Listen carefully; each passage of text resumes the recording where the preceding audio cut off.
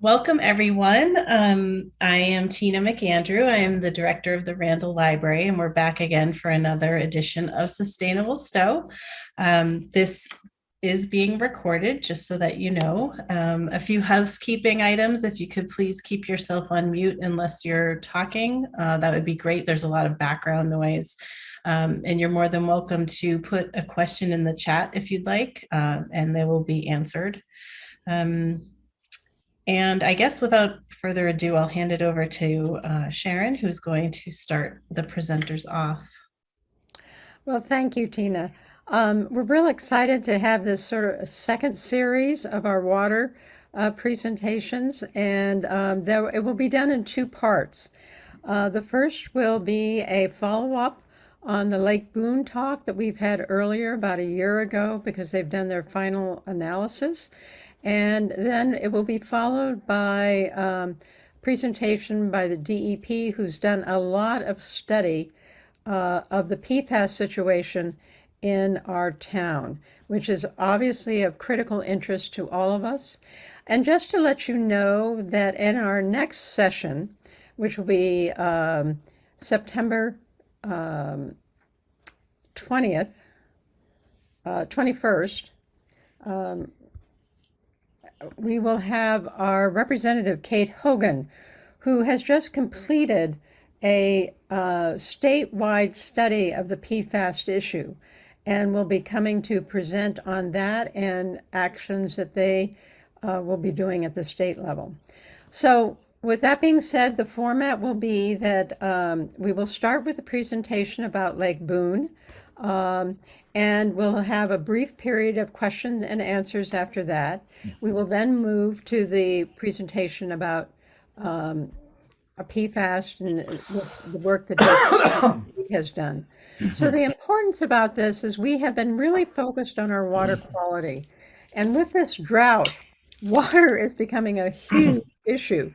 And so it seems timely that this has been our focus.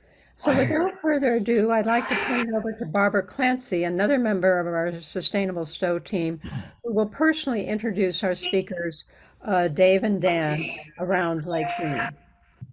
Dave Gray and Dan Barstow have been working on the Healthy Lake Boon grant for, I think, about 2 years now. Dan is coordinating.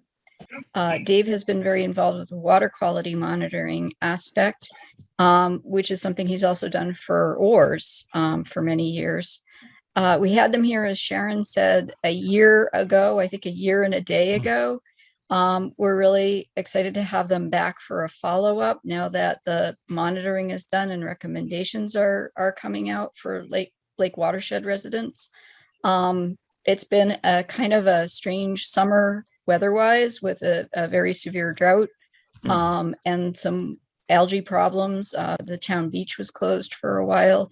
So this is actually a very timely talk for a couple of reasons, not just because we've got the project wrapping up now, but also because we're dealing basically with a potentially climate change on our doorstep here.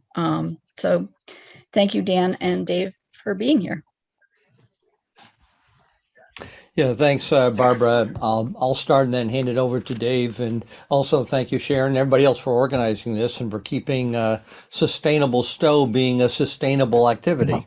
So we really appreciate it.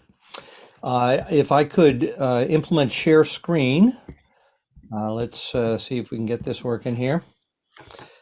Are you able to see a screen that says Healthy Lake Boon Initiative? Yes. Okay.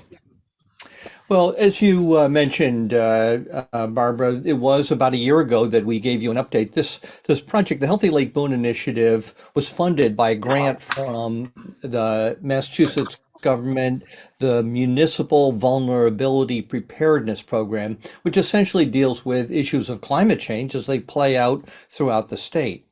We reported a year ago on the work we had done to date of collecting data about the lake using citizen science volunteers, collecting data monthly and other things more frequently.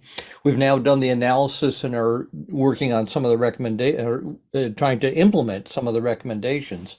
And it is highly relevant to climate change, whether we get severe rains or warming, or in this case, the drought, which actually is one of the factors that likely led to the algae we had just recently.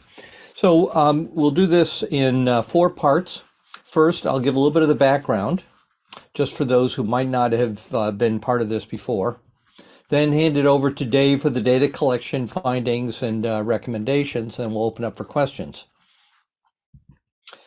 So we also want to thank this has really been many groups that have worked on this. The Lake Boon Commission, I'm actually a member of the Lake Boon Commission. There are 3 of us on that commission. There's the Lake Boon Association, which is the membership group of people who live on or near the lake.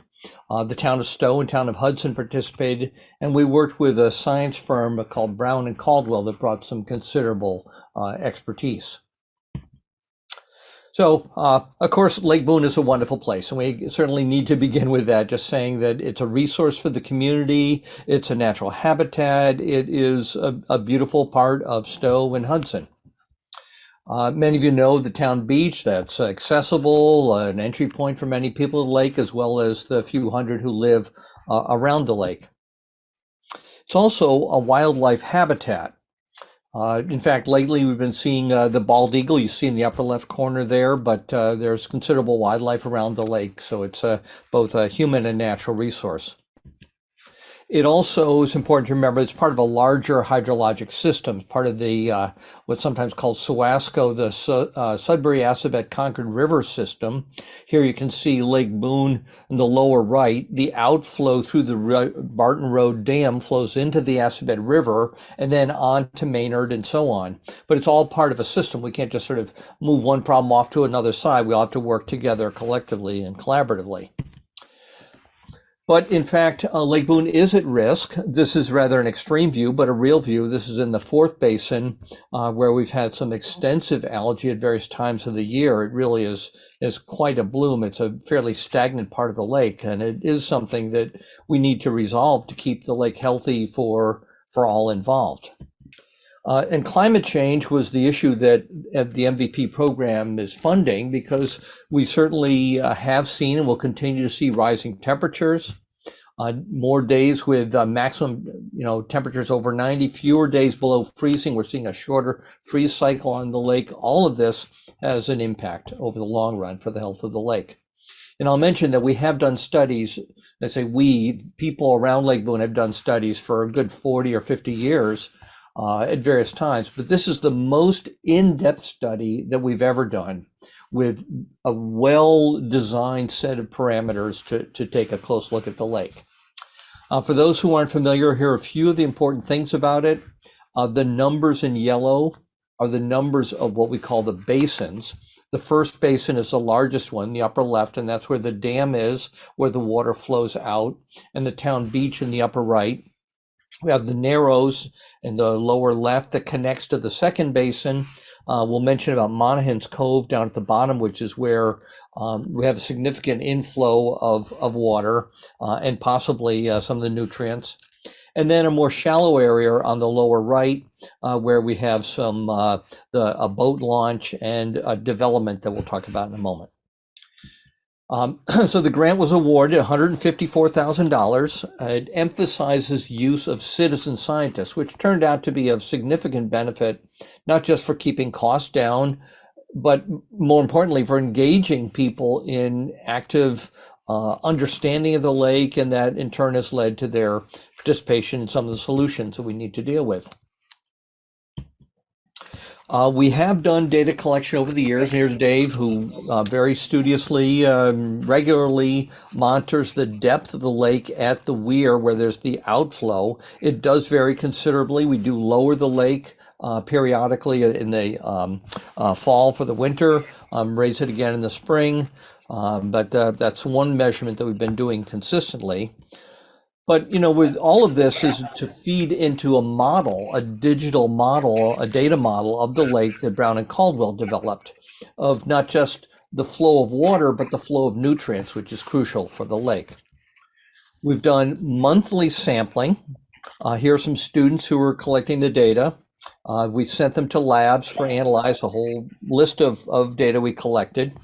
Each metric had very specific protocols. The volunteers were trained in how to do this. And it included a full set of data. We won't go through all of these, but it's water flow, surface runoff loads, groundwater, sediment, and other factors around just the lake health. The students from the green team in Neshoba Regional High School were participants in this. And we used a special data probe for data collection. And Greg can say a little bit more about that, but you send the probe down into the water, even in the winters, you see on the right. And used a rapid test to help us for monitoring the cyanotoxins, as well as water samples from the shallow wells. And it occurs to me, Dave, that this is really the part that you were going to be talking more about because you've been more involved in this. So why don't I just go right ahead and hand it over to you? Okay, thank you, Dan. Yeah, the nice thing about this cyanotoxin test is it's kind of like a home COVID test. You can get results immediately. You don't have to wait for a laboratory.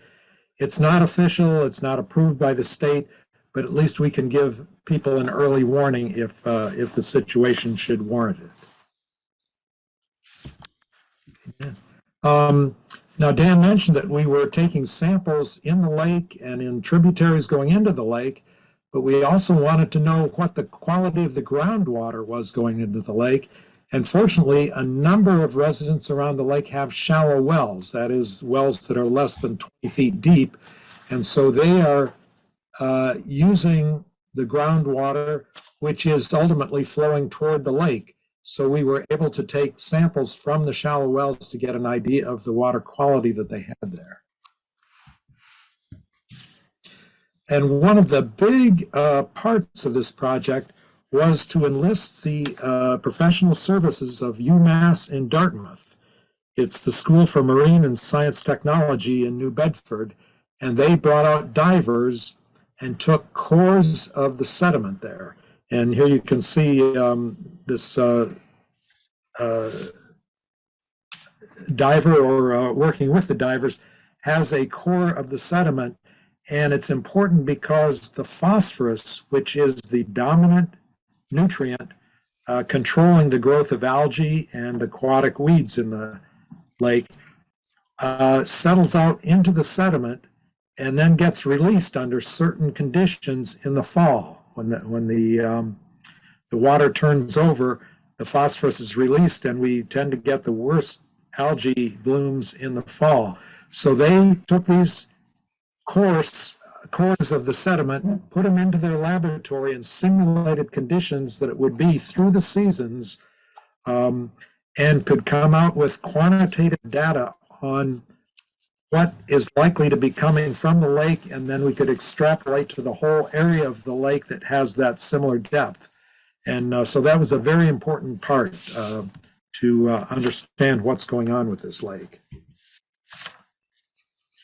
And as Dan said, one of the real benefits of this study, beyond what had been done in previous studies that just brought in professional engineers, they did their study, they came and took their samples and everything. But the real benefit here was that we had citizen scientist volunteers, and this was a training session early in the year when we were getting started and things were a little chilly. We got people trained to know how to take samples, follow the protocols, and make sure that we had really good data integrity. And so we got buy-in from a lot of the lake community. And so we should be able to get follow-through as we implement the recommendations. So what did we find in this? Here's the transition from melting winter to spring. To get these analyses, we relied on the experts at Brown and Caldwell. Fortunately, Kirk Westfall lives on the lake, so we got his expertise in person almost 24/7. But then his project team was backing him up in other specialized areas. And Brown and Caldwell does use well-honed methods where they got the data, they have the calculations, but they also have the background to interpret those investigations and those data. So first of all, the hydrology, the flow rates are very important. We had the water flowing out over the dam. We had the water flowing in, especially through the groundwater and through Monaghan's Cove, the tributary coming in from Hudson. And then we had groundwater all around the lake coming in. So that was modeled very carefully and very successfully. And then the other area, of course, was the nutrients. What are the concentrations of the nutrients of these various streams? And so that was all taken into account. And so, yeah, go ahead, Dan. Here's an example of the modeling that was done. The actual data was the blue dots that were taken almost daily. This was really before the study began, but they wanted to make sure that the model they were developing matched with what the real data was, and it tracked very well. So we were very happy to understand that. And this is the important thing, that we can extrapolate from this to climate change. And of course, now we're in a drought. It's very different conditions, but we can model that and try different scenarios of what if in the future. So this is very, very useful. Go back one, Dan, I think. Skip one. Yeah, one of the things that we found was if you look in the upper right corner, you can see the watershed. And the light blue outline around the whole lake is the watershed for most of the lake, the blue line, but then the light blue area that is in there is the Monaghan's Cove tributary. And that we found has very different conditions, so that light blue drainage shows as total surface runoff in the green, and that is a very large part of the water getting in there. It runs off, tends to carry off any phosphorus with it. Then the gray at the bottom of this pie chart is what falls directly on the lake. So actually almost half of it is directly into the lake. And then there's groundwater in the upper right quadrant coming in from the main tributary, or the main watershed of the rest of the lake. So it was very interesting to model these. It behaved differently than initial thoughts that they had on this. And of course, the phosphorus, again, is the key problem. And if you look at the bottom, the sediment reflux is the problem, or one of the sources that you wouldn't expect. The phosphorus tends to settle to the bottom, tends to be bound to the muck in the bottom of the lake. But during certain times of the year, it starts getting released, and then the lake turns over in the fall when the temperatures equalize. It comes up through the whole lake, the whole depth of the lake. And that's where we saw some real problems with that last year. And unfortunately, it may happen again this year. Now, this is a graphic which is quantitative. These are bar graphs of the quantities of phosphorus.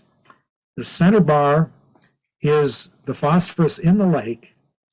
The left-hand side are the various sources of phosphorus, and the right hand are the sinks, or the outflow of the phosphorus. So going on over on the left, you can see the Monaghan's surface inflow is the tributary carrying phosphorus in.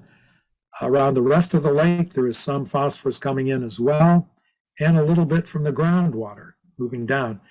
Then down at the bottom is the release from previously deposited phosphorus.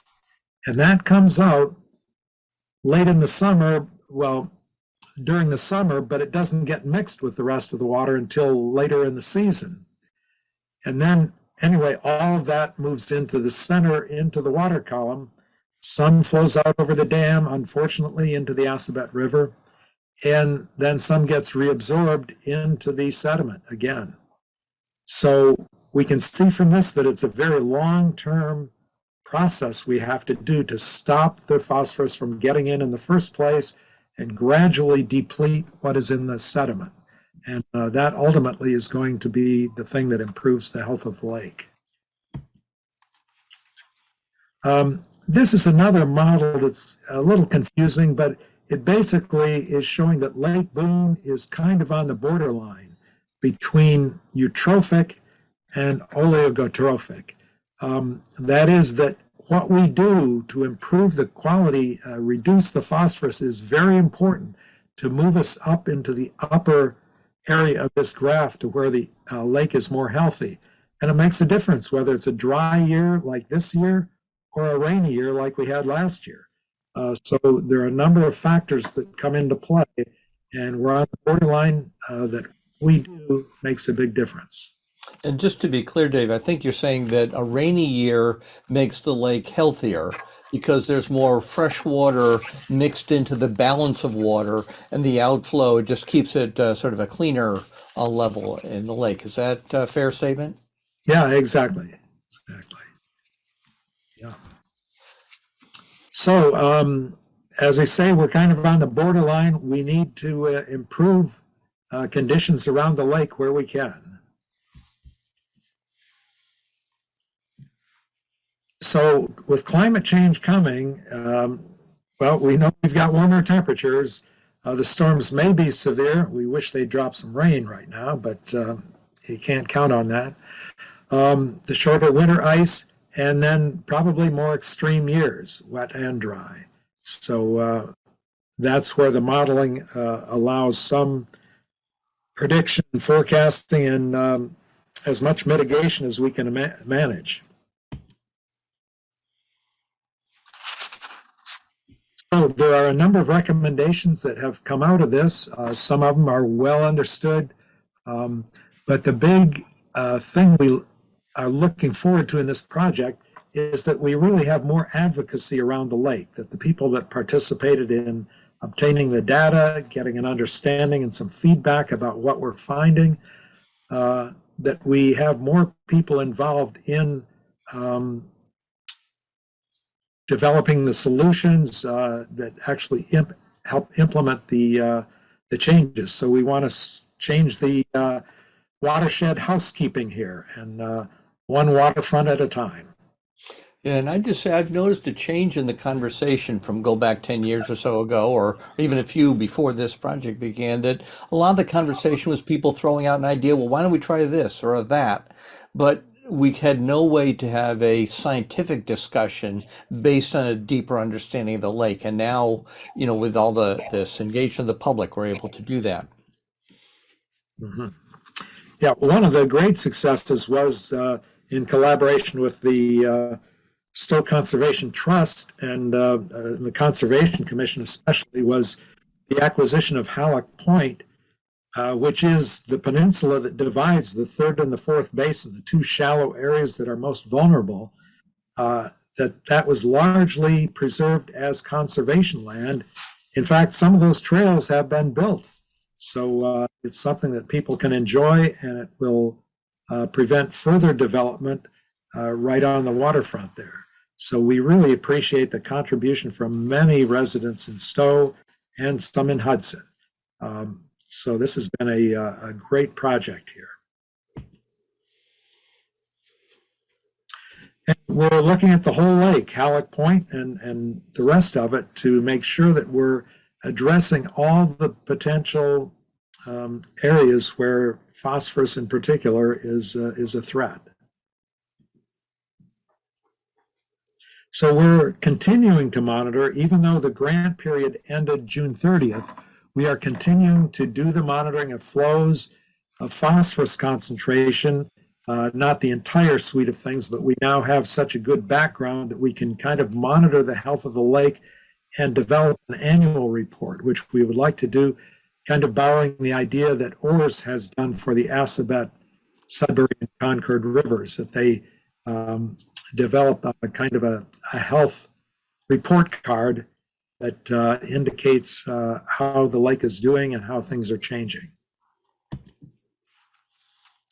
So to implement this, we're going to make more use of the Lake Boon Association, kind of picking up where the expertise of the consulting engineers leaves off, although we still have Kirk on the lake. So there's surprising amount of expertise on the lake. We have professional wetlands specialists. We have people on a scientific advisory board from the conservation commissions and with this expertise in wetlands. So it's not just citizen scientists. We have some real professionals on board in this project. And then we're communicating more widely with the public and keeping town officials apprised of what's going on. One of the biggest things on the lake is fertilizer. And if we can get more education out to let people know that all fertilizers are identified with 3 numbers, it's just like your package of cereal. It has the sugar and the protein and the carbohydrates. On fertilizer, it's nitrogen, phosphorus, potassium, NPK, and they're always in the same order, just like on a cereal box. And you can see on the left, you could be getting 18% phosphorus in a bag of this stuff, and that would absolutely turn the lake green. On the other hand, most lawns, if you need any fertilizer at all, and you probably don't, can really thrive very well on nitrogen. And that has far less impact on the lake, although it's not really desirable. So that's something we really want to watch out for. To further limit phosphorus getting into the lake is vegetated buffer zones at the shoreline, at least 3 to 6 feet deep. The deep roots of some of these plants can really absorb a lot of the phosphorus. There's a Massachusetts buffer manual you can download free. There's another manual that was written by conservation agents around the state, which is also very good.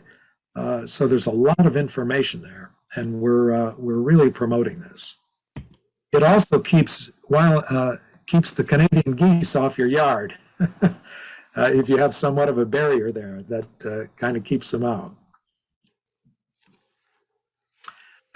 Another important thing is the septic systems. There is no question that the septic systems, if they need repair or don't get pumped often enough, could start clogging up and failing, and that absolutely can cause a problem. The no-phosphate dish detergents, actually, all the dish detergent now has to have less than 0.5%, but there are those that have none whatsoever, and you have to look for those to find them. One other thing about the septic systems, we're very pleased over the years that, I mean, a lot of it used to be, if you go back 100 years, they were outhouses and just no real septic systems. But year after year, new homes come in, people replace their septic systems. It's just been a steady growth, and that seems to be less of a factor now than it was in earlier years. Yeah, another area is the storm drains. And fortunately, years ago, Barbara Clancy, who's on this presentation, also had some additional storm drains installed as part of a federal grant to cut down on the runoff getting into the lake. But there are still some storm drains, especially in Hudson, that have some direct discharge right into the Monahans Cove tributary. So we're hoping that maybe some mitigating actions can and structures can be put in there to improve that situation. And then phosphorus comes from many other things. Leaves and clippings, washing car detergent, pet waste, and the more impervious surfaces there are, the more likely it is to go straight into the lake. So there are a couple of streets we want to look at carefully to see where the drainage is going during a downpour. So again, we're trying to monitor the algae blooms and the toxins around the lake. The Board of Health does a very good job of monitoring the town beach. And of course, they're required by the state as a public swimming area to be very, very careful at watching that. So we're doing that. Then there are some other ideas that we have to look at how practical they might be for use on Lake Boon, but there are other areas that we're looking at, and those are things possibly for the future, but we'll have to look further. Another area that have recognized is that in taking samples, there are two culverts that go into the third and the fourth basin, those red lines across Sudbury Road there. And those are somewhat have the flow impeded, and we're working to see if there's a way that we can get those cleared. The highway department has already done some work trying to flush them out, but there still appears to be more work needed. So that's an area we definitely want to improve, because those are the areas that get the least flow and become the most stagnant. So we want to get that flow going from the state forest and the wildlife refuge area.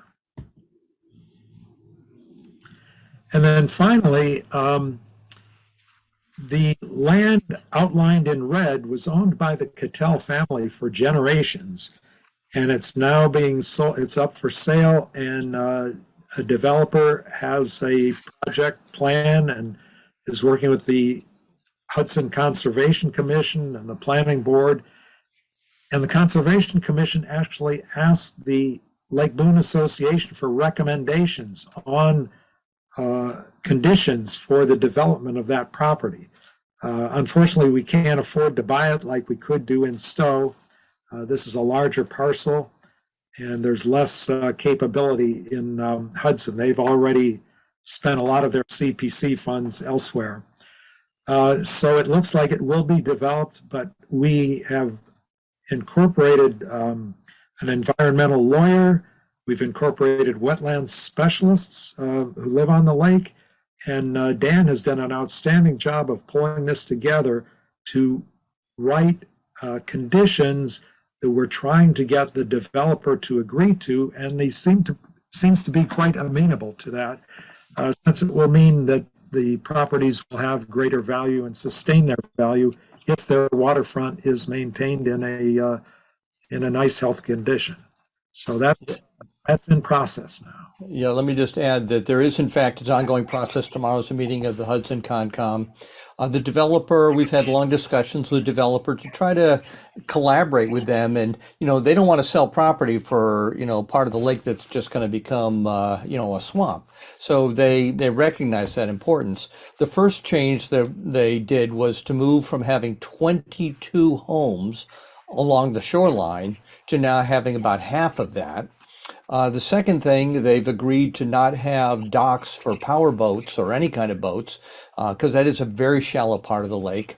And the third thing is that this isn't final yet, but it appears they're agreeing to have a 50-foot no disturb buffer along the lake that will help preserve that part of the lake. Okay, well, thank you very much. We are really glad to be able to present this to a larger audience. You're muted, Sharon. Yeah, got it. Well, thank you very much. This is fascinating. There were, I just want to be sensitive to the time because I want to give adequate time to our other speakers. There were a couple of comments in the chat area, so I will take about a couple of questions if people want to raise their hand.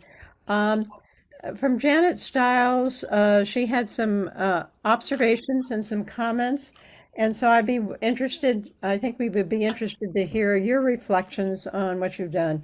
One is that the athletic fields tend to use fertilizer, and have you considered anything around working with the people the recreation department who has oversight on the athletic fields to do that? Go ahead. Yes, on the athletic fields there, the soccer fields, we have been in contact with them, and fortunately they got the grading done so that the roadway tends to block any direct runoff, But we are still trying to get more information on the fertilizing, what is actually going on the fields there. It has a lot of soil to go through before it gets down to the lake, but we still want to know what is going on. So that's in process as well. Okay. Another comment was, is there any concern about any of the toxins that would come from the fire academy?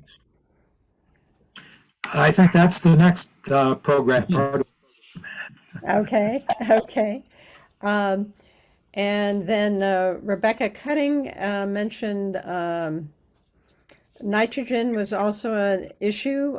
You certainly have done a lot of focus on phosphorus, but wondering if any of your recommendations from your study also related to nitrogen runoff. Yeah, nitrogen is a concern, and we did take measurements of nitrate, ammonium, and TKN, another form of organic nitrogen. But as in most freshwater lakes, phosphorus is the limiting nutrient. That is, that there's always enough nitrogen around that is not something that limits the growth. We don't like to see a lot of it going into the lake, but that's not going to have nearly the impact that reducing phosphorus would have. Okay.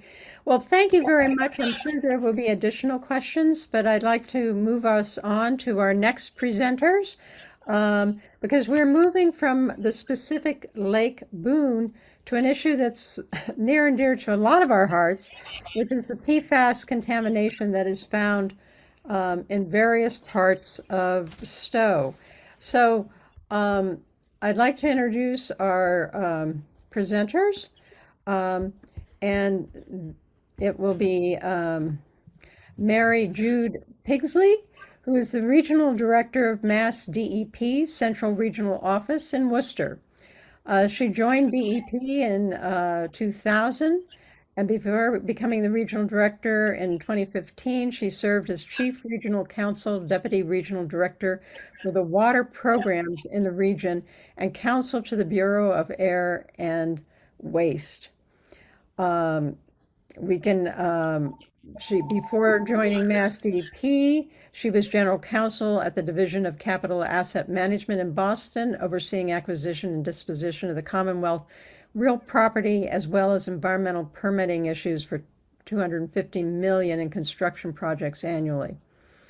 The other speaker will be Timothy Moss, who is a professional geologist with over 12 years of experience conducting environmental site investigations and remedial actions.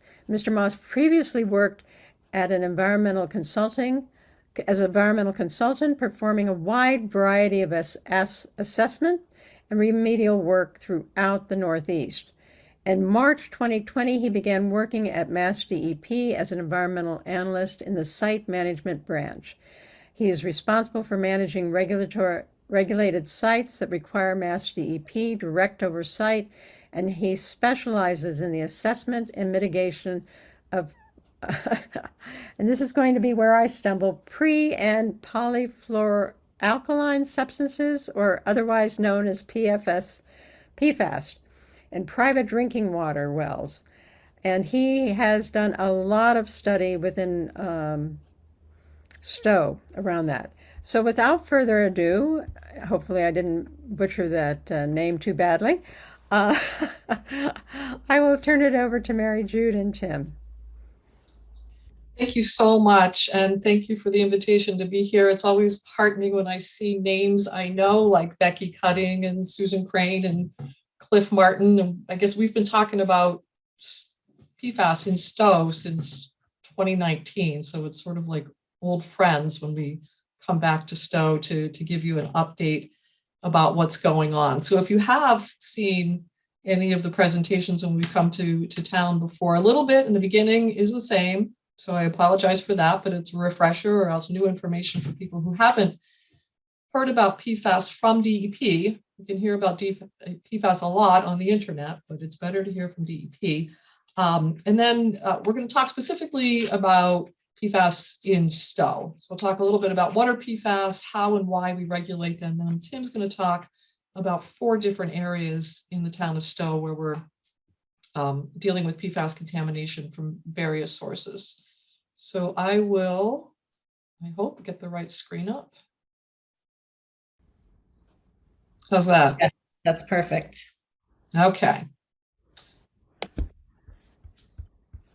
So let's see.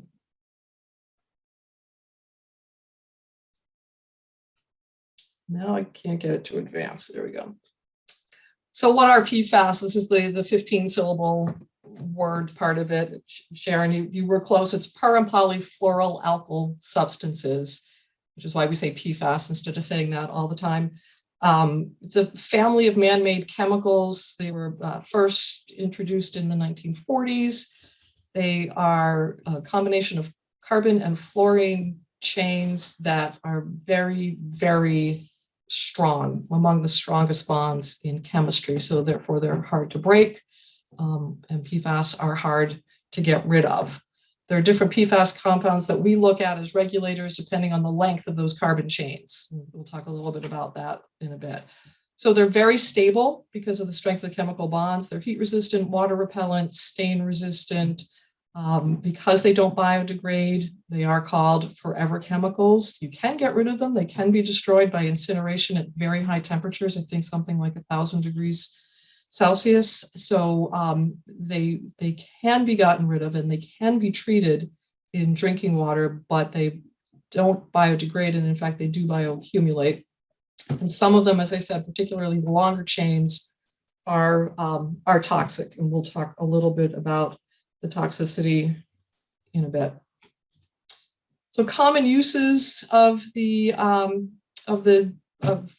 since the 50s, anything that you can think of that has stain resistant, water repellency, and I'm not supposed to use trade names, but things that waterproof your boots, chemicals that waterproof your upholstery and your carpets, things like that.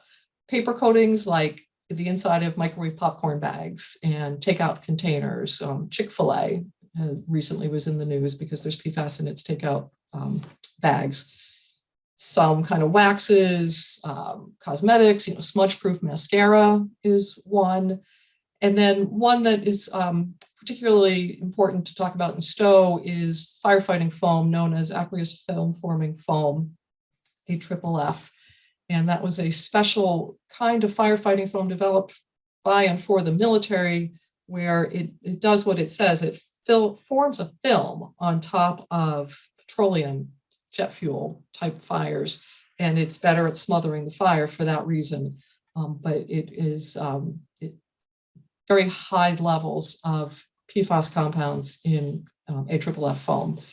So most Americans, and actually I saw a study recently, pretty much everybody in the world has some exposure to PFAS and has some levels of PFAS in your blood. In the US, it's mostly through consumer products and then drinking water. So levels of concern for PFAS in particular relate to sensitive groups, not the general population. So pregnant women, nursing mothers, infants, and immune compromised people who drink highly contaminated or elevated contaminated water in a residential setting. So there are several pieces to talk about in that. And when we typically talk about exposures and risks, people make the assumption we're talking about something like a lifetime cancer risk. And there are lifetime cancer risks associated with PFAS. But for these sensitive groups of pregnant women, nursing mothers, infants, and immune compromised individuals, the short-term exposures are apparent after only months of exposure to high levels of PFAS. And so when DEP was setting its standards, which we'll talk about, it took into account protecting those specific groups in the most conservative way that we could. So the elements of looking at exposure and risks are, is it sensitive? Are you a sensitive population? How high are the concentrations? And what's the frequency with which you're exposed? So if you are in a non-residential setting, your exposure is lower.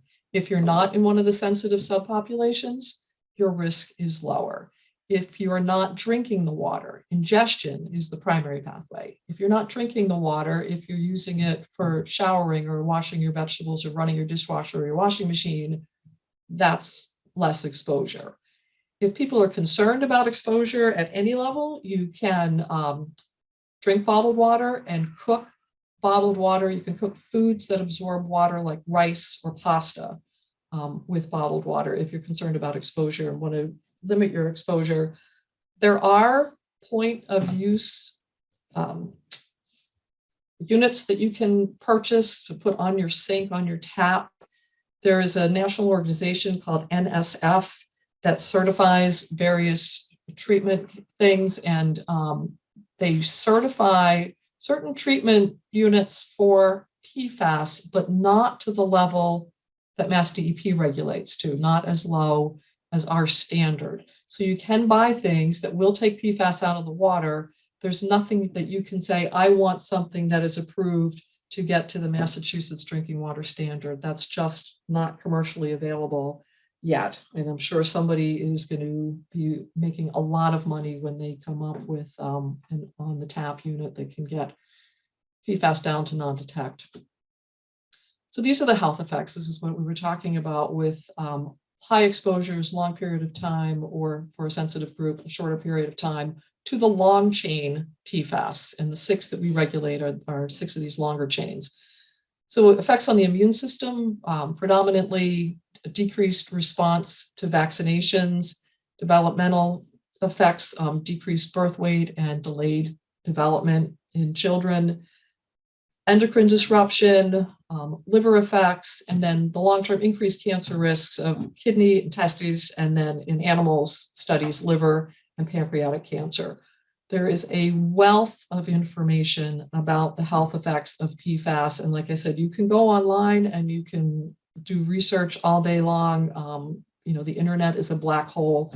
What I would suggest is, I'm going to say this a couple times, DEP's website has a ton of information on all elements of PFAS, but the link on this slide is to the ATSDR, which I always stumble on the name, the Agency for Toxic Substances and Disease Registry, I think, but it's part of the CDC.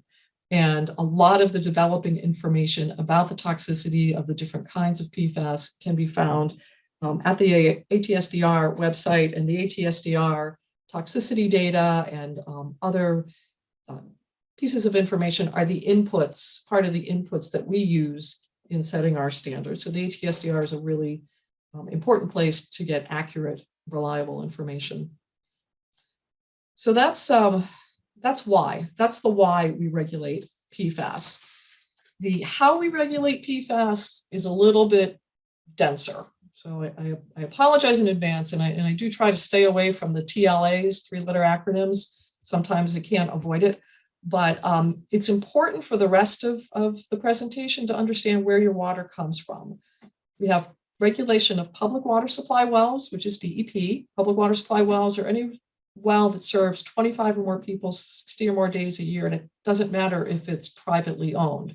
I think a lot of people hear public water supply and they think of a municipal system.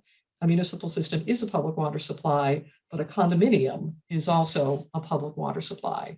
An apartment building is a public water supply, even though it's privately owned.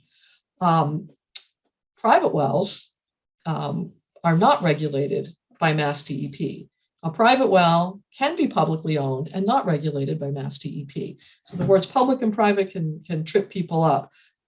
We don't regulate private wells, but we do regulate contamination in private wells. And what Tim's going to be talking about later is predominantly about contamination in private wells. So it's important to keep in mind as we start going through these things, are we talking about something that's regulated under the drinking water regulations, which require people who are operating water supplies to provide fit and pure water to their customers, or is it contamination in a private well and we're trying to figure out where it came from? Those are 2 different parts of our regulatory universe. There are about 17 public water systems in Stow that the Pfas standard applies to. The Pfas standard doesn't apply to things that are called transient non-community systems, which are places where there are 25 or more people every day, but it's not the same people. So like a coffee shop, like a restaurant, and the PFAS standard does not apply to them. So this is the two-part regulation, and I'm going to digress here and kind of tell a story, and it's not in any of the slides. And some of these slides I use when I talk. I can't remember. I think I've done this presentation in 23 different communities out of the 77 communities in the central region. But Stow is special, not just because Stow is a special place, which it is. In 2019, even before we had a drinking water standard, but we were very much talking about PFAS, we had some data about PFAS under what the EPA, the Federal Environmental Protection Agency, calls its unregulated contaminant monitoring rule. So the drinking water regulations come from the federal government. They come from EPA, but there are certain states like Massachusetts that have what's called primacy. But still, EPA sets the sort of the base of the rules, and then states like Massachusetts can regulate on top of those. But the unregulated contaminant monitoring rule is just what it says. Every 5 years, EPA says to public water suppliers, I want you to go look for these things. We don't regulate them now, but we might want to regulate them in the future. So in the third round of the unregulated contaminant monitoring rule, PFAS were among the list of things. Hudson, next door, has more than 10,000 customers. Hudson was one of the towns that had to sample during the UCMR3, and there was PFAS detected in Hudson. Part of our thinking and going forward with what is Massachusetts going to do about PFAS, what are we going to do about this information? We also had exceedances in Westfield and down in Hyannis, so it's a statewide issue. So the drinking water program in our Boston office came up with the idea of having a pilot program to target certain areas and figure out if we can sample some public water systems and get an idea of where is PFAS occurring. And as luck would have it, out of I think the 20, whatever the number of sites chosen over the whole state, we had 40% of that pilot program in the central region. And we had a couple of different water systems chosen in Stow. So even though there was no standard and it was completely voluntary, Neshoba Regional School District stepped up and said, yes, we'll be part of your study, and we're interested in finding out what our water quality is. And that was great. And there were other systems in the central region as well. And it was very helpful to learn this information. But what happened when they sampled at the Hale Middle School and the Stow Center School was that they had PFAS over the number that we were considering at the time, which became the number, but in sort of a different way. But it's 20 parts per trillion for 6 specific compounds. At the time, it was 5 and they were different, and there was no regulation. But at that time, we knew there was contamination in the drinking water and something had to be done about it, notwithstanding that there was no technical law. The school district was fabulous to deal with, stepped right up, immediately brought in bottled water for cooking and turned off the bubblers. Got consultants in to design treatment systems. DEP stepped up and started sampling private wells in the area to see if there were impacts there. And Tim is going to continue that part of the story. But where we eventually got to in October of 2020, when we adopted our drinking water standard, was 20 parts per million for 6 specific PFAS compounds. And I don't have a slide listing them because I can't pronounce them, but there are 6 of them, and Tim can tell you what they are. And it's a combination of those 6, any mix of them that totals 20 parts per trillion. The cleanup standard that we use for private wells, which is about cleaning them up, not telling you whether your water is safe or whether you can get a certificate of occupancy for a new house or things that people think of as regulating private wells, is also 20 parts per trillion. And that's because the cleanup standard is to be protective of water that is or could be used as drinking water. So obviously water in private wells is being used as drinking water, and therefore the standard is the same as the drinking water standard, 20 parts per trillion. So the drinking water, the cleanup standard became effective just as the regulation packages worked their way through state government. The cleanup standards were effective first in December of 2019, and the drinking water standard became effective in 2020. And that 20 parts per trillion, as I said before, was aimed at protecting the most sensitive populations with the short-term exposure. If you protect those people, by default, you're protecting everybody else. And so that's why the standard at the time was so much lower than in other parts of the country. And right now, there are 16 states that regulate PFAS. None of the others do, and EPA does not. The EPA has a health advisory that's been in place since 2016. That's 70 parts per trillion for the two most common and most toxic compounds, which are PFOA and PFAS. Just recently, EPA has announced its intention to develop a nationwide drinking water standard with a draft to come out in the fall. But right now, there is no federal standard. So I wanted to put this up here just to show you the community water systems in Stow. Community water systems are the ones that have the most regulation because of the places where people live.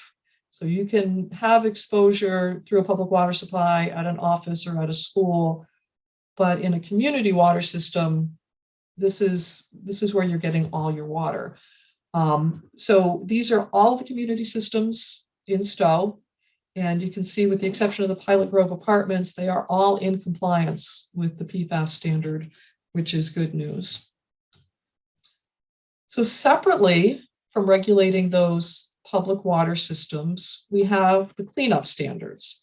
And under Chapter 21E, which is the state's cleanup law, we regulate sites with like a capital S, sites. And a site is any location where contamination has come to be located, is something that we regulate. And the regulations apply to, the responsibility applies to current owners, former owners, current operators, former operators, people who brought stuff there, people who arranged to have the stuff brought there. It's all this big universe of people who are responsible to the Commonwealth under a strict liability scheme that's both strict and joint and several, which means causation is not an issue. If you own the property, you own the problem, even if you didn't cause it. And if there are multiple responsible parties, each one is responsible for the whole thing. So typically DEP works with one responsible party, even if there's a group. And what goes on behind the scenes with people contributing to cleanups and teamwork and everything doesn't matter to us, because we just get to pick somebody who has to clean up the site. And that's the goal, is just get the site cleaned up, and everybody else can argue about it. But in terms of liability to the Commonwealth, it's strict liability and it's joint and several, which is important. And lastly, it's a privatized program, and it's not DEP doing the cleanups. And some people think that the program is DEP doing all these thousands and thousands of cleanups across the Commonwealth every year, and it's not. There is a role, which Tim's little write-up alluded to, where there is some state oversight of cleanups. But in general, these licensed site professionals who are licensed by the state, who are environmental professionals with a large amount of experience and training, who take a professional licensure test to design and implement cleanup actions for specific sites. And those licensed site professionals work for the PRPs, potentially responsible parties. And so when Tim is talking about the sites, it is mostly work that the potentially responsible parties are doing at the various sites, but at one of the sites, the potentially responsible party has disappeared. And so in that case, where there is exposure to the drinking water, the Commonwealth is undertaking that cleanup, and Tim is the project manager for that, and he will give you more specific information about that. So Tim, do you want to try to screen share, or do you want to just tell me when to move the slides? What do you want to do? You know, I think because so instead of slides, I'm gonna just share my map, a PDF of it. That way I can kind of zoom in, Okay. move around a little bit on it, and Okay. So let me just pull that up.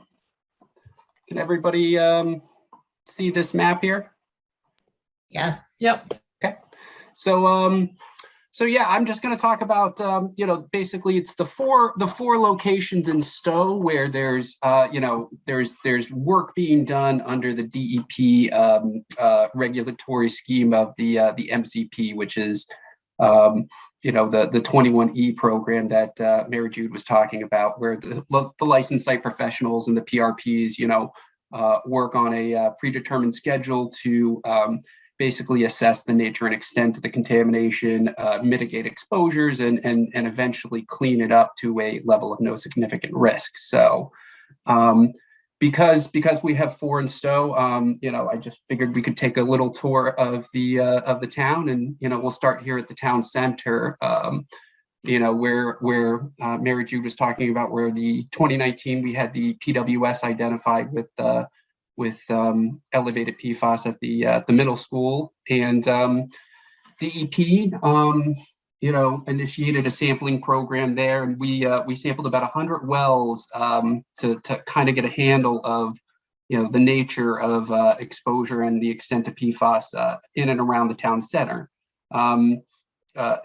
Somewhere in that time frame, the town of Stow took over responsibility as the owner of the property where the suspected release occurred, and has since been basically performing the required response actions to identify any locations where the PFAS might be in private wells, and working to provide bottled water and or install point of entry treatment systems to mitigate that exposure. So you can see here it's somewhat of a bullseye and concentric decrease in circles to give everyone the color scheme. The magenta is the PFAS 6 sum, so the additive concentration of all those 6 compounds.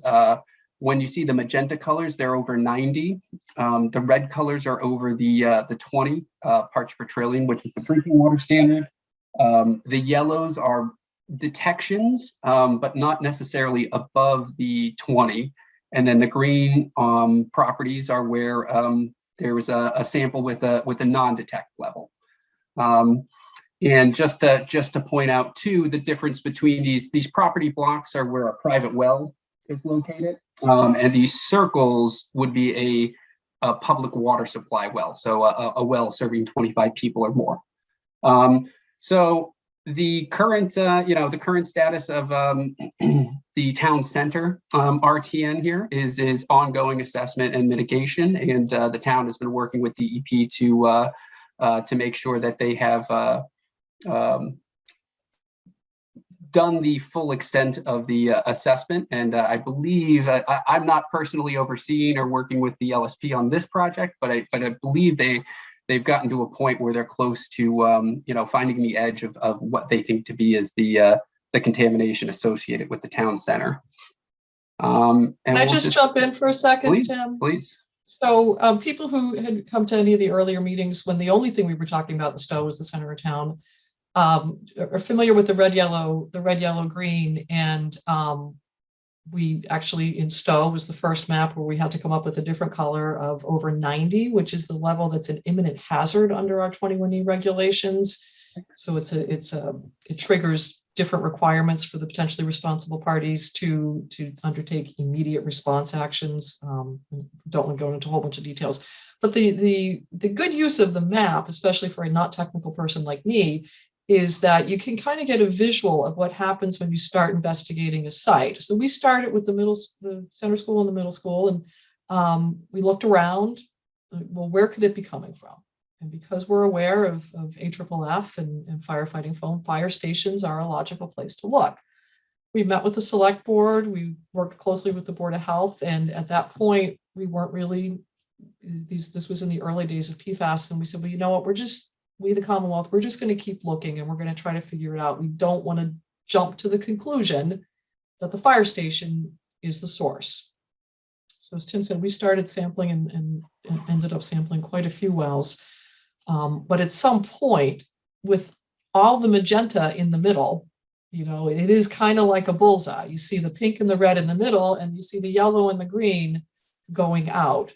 And so at that point, we did formally notify the town that it was responsible for the contamination and transferred management of the site to them. And we've continued to work together really well on defining the site so that when we get to the yellows and greens around the edge, we have a pretty good idea that we've gotten to what Tim was saying, the nature and extent of the contamination and can move in to further assessment activities. So this is what we're looking at and why we're giving you the maps that look like this, so you can see the way the information develops. We started with the 2 red dots, and then this is where we've ended up 250 data points later with sort of a visual image of what's going on in that part of town. And so, yeah, we'll move to the southeast here, and to the Firefighting Academy, which is currently, initially they kind of got pulled into the system and with the detection in the surface water at White Pond, and they've been working with DEP to go through the process, and they've actually already done some remediation work and removed a large volume of sediment from some of the wetlands in the area. And then I believe they're at a point where they're submitting a phase 2 comprehensive site assessment, which should have some more data as far as nature and extent of any PFAS associated with the Firefighting Academy there.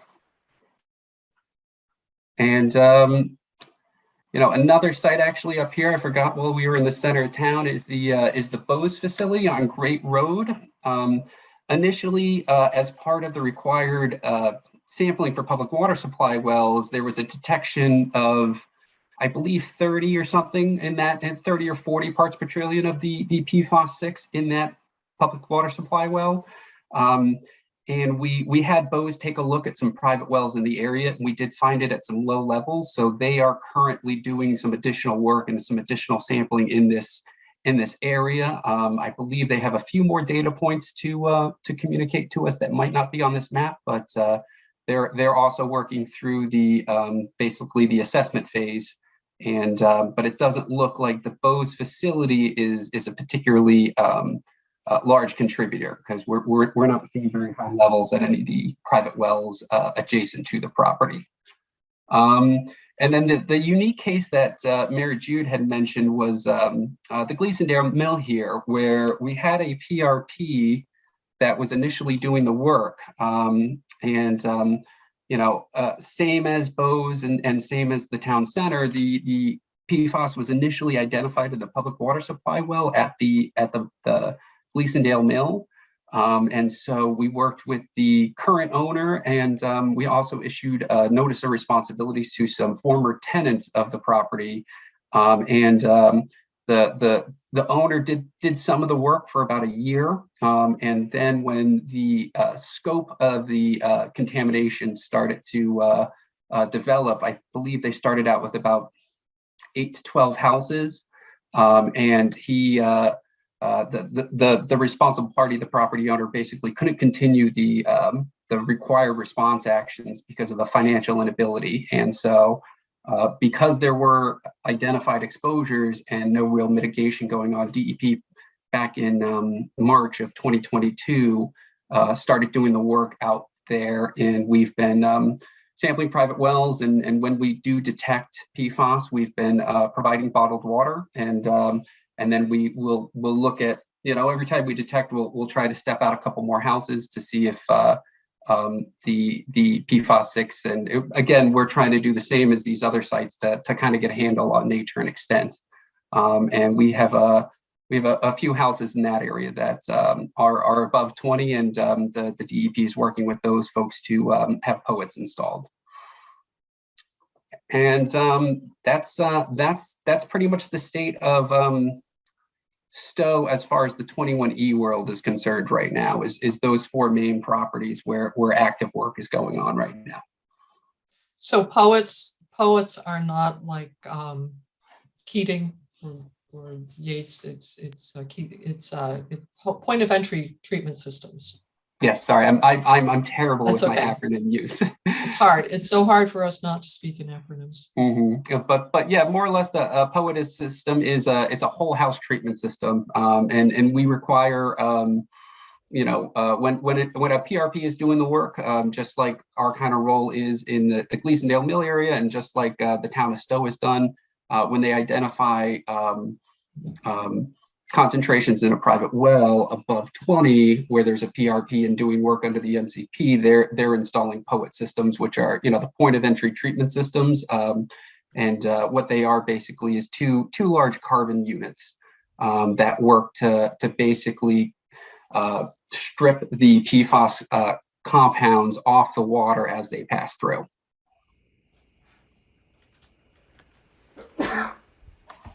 And I will go ahead. You want me to? Yeah, I was going to say, do you want to switch back to the slides, and we'll go through the RTN process? Okay. Can you see that? Is that up there? No. See a map right now. Still the map. Don't understand. Okay. How about now? No.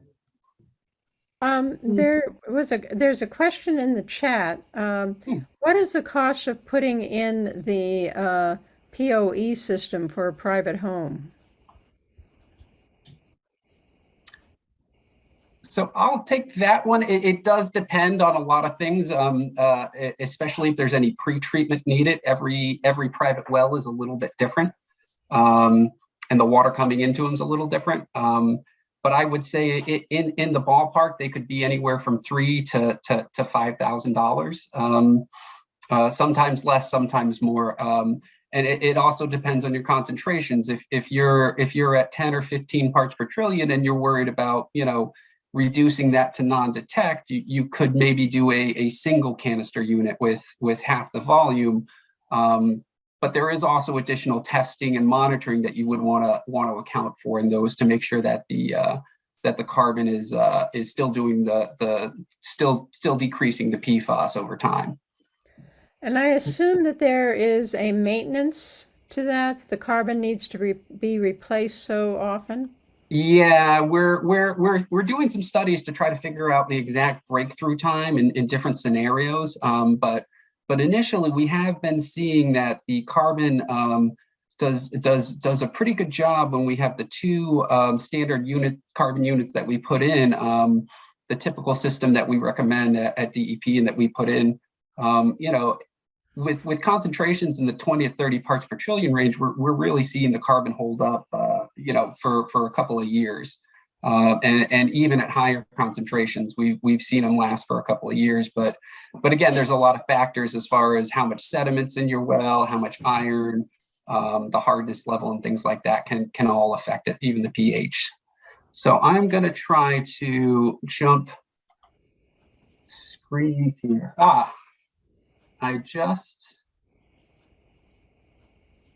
So new share, I will take over. And sorry about this, guys. There are two shared screens. I can see Mary Jude's if I choose. I just have to check it.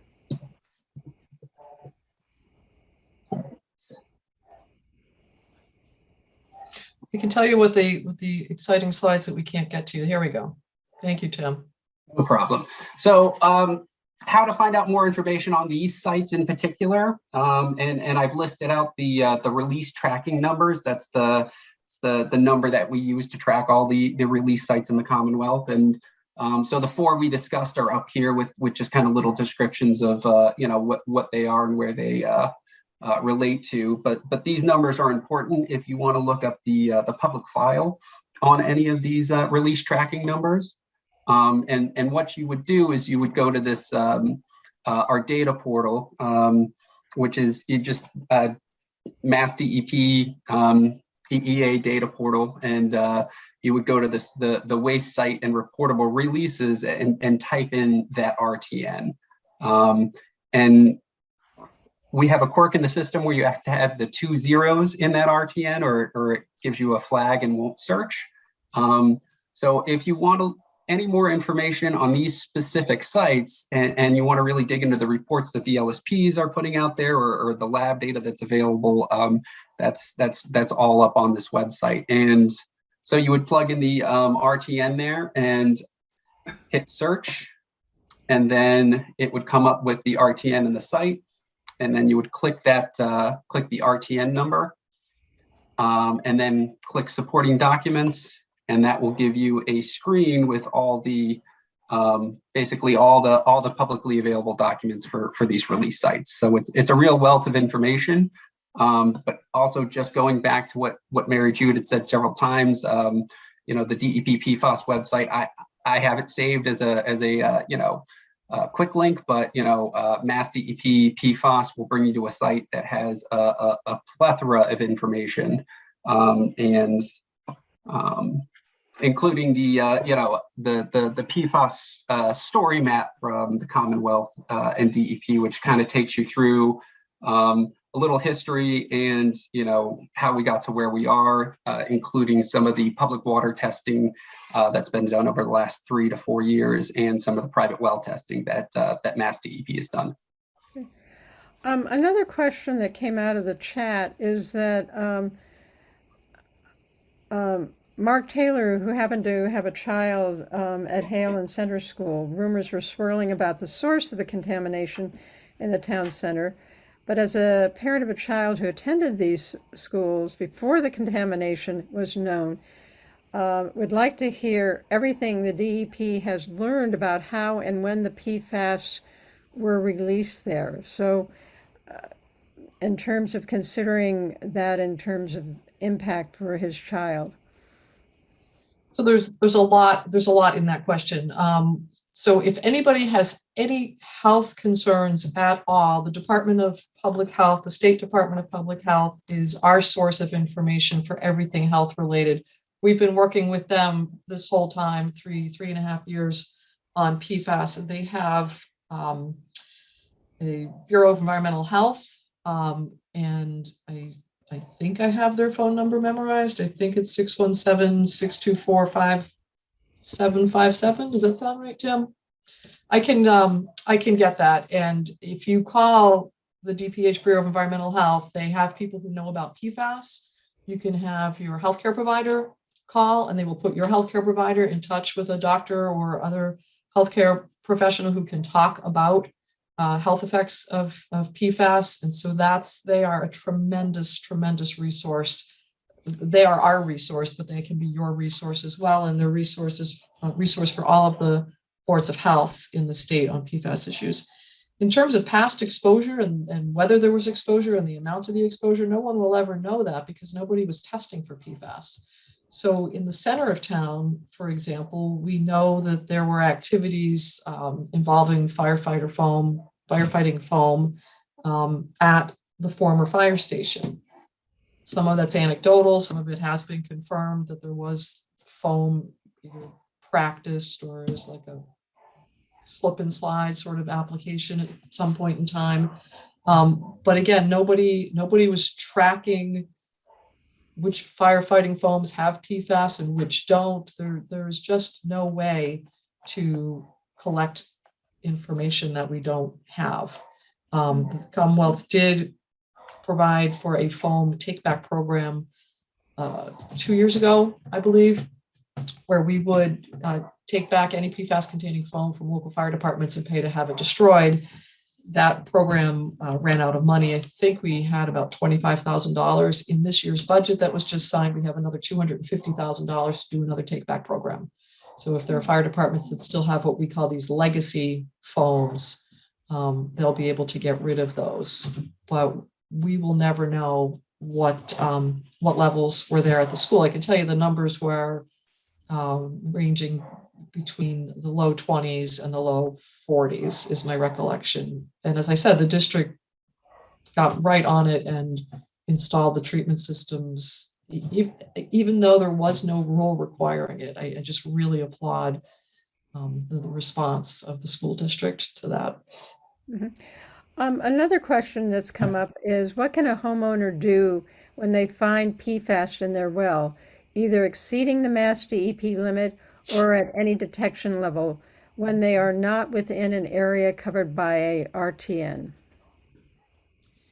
So technically, if you have PFAS in a private well over 20 parts per trillion, which is what's called the reportable concentration.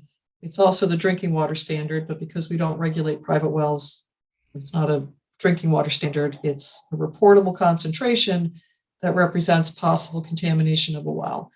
Technically, a reportable concentration is something that you would have to report to DEP. If you reported it to DEP, we would not make you a site unless perhaps you have a barn out back where you're doing your ski waxing business or your furniture upholstery waterproofing business, or you've stored drums of AFFF foam. But we would consider that you are likely down gradient of something else. If you have PFAS in your water below 20 parts per trillion, you are your water supplier. So what you do with that information is up to you. You can choose to use bottled water. You can choose to drink the water. It's you are the water supplier in that case. Just another question was, has Lake Boon water been tested for PFAS? There's no requirement that surface waters be tested. I don't know if the Lake Boon people who are still on the call know the answer to that, but there's no requirement. I believe the state has done testing. We have not. Okay, it's getting close to the 8:30 hour. I'll take one more question here. I've heard that the Stow Fire Department flatly denied any use of firefighting foam at that station ever. On the other hand, I've also heard the slip and slide rumor. Surely there were people in town in years past who were witnesses of such activity. What are the facts?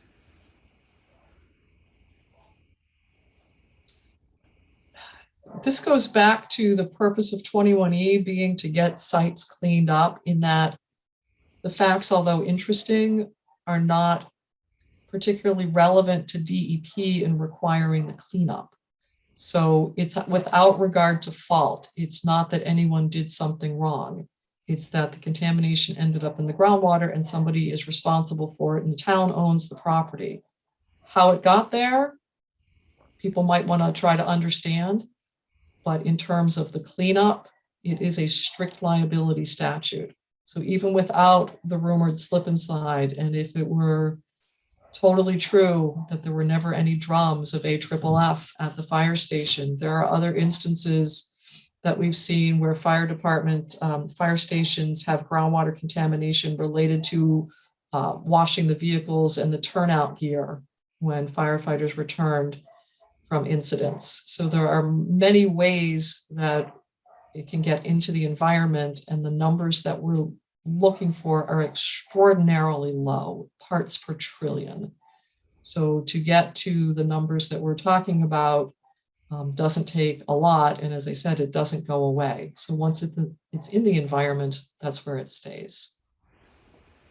Okay. But the place to answer all your questions is Google DEP PFAS, or hopefully the slides will be posted on your website, Sharon, and people can actually get the release tracking numbers and go in and you can read everything about every site by clicking those active links. It takes you to these 300-page documents that have all the lab data and everything you could want to know about the sites.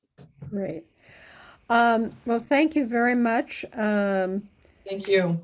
I really appreciate the talk. We are recording this and it will be put up on the YouTube. So I do want to remind everyone, again, thank both our presenters, both Tim and Mary Jude, Dave and Dan. Very informative. I'm sure there's lots more information.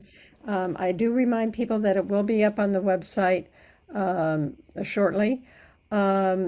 Also, our next series, which will be September, I just have to make sure I got the date right. 20th, is it? 21. 21st, on Wednesday, will be Kate Hogan, continuing on with PFAS at what the state is doing. So she just completed a report on a statewide study and will be talking to us about that. So I want to again thank our presenters, thank Tina for hosting us, and have everyone have a good night. Thank you again. Thank Thanks for you. having us. Bye. Thank you.